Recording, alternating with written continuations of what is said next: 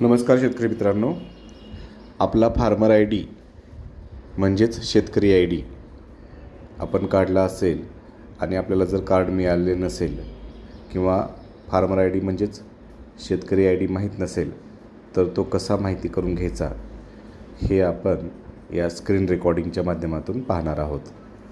सर्वप्रथम आपण गुगलमध्ये फार्मर रजिस्ट्री असं सर्च करायचं आहे.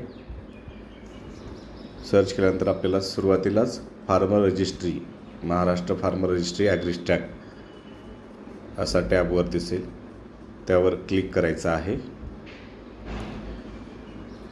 त्यावर क्लिक केल्यानंतर आपल्याला dashboard, check enrolment status, log in with CSC आणि चेक जनसंमत KCC टेस्ट, आपल्याला चेक एनरोलमेंट स्टेटसवर क्लिक करायचं आहे.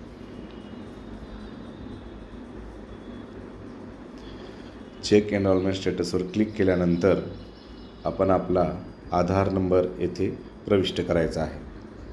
आधार नंबर प्रविष्ट केल्यानंतर आपण चेक करायचा आहे. चेक केल्यानंतर आपल्याला या पद्धतीने फार्मर आय डी दिसेल.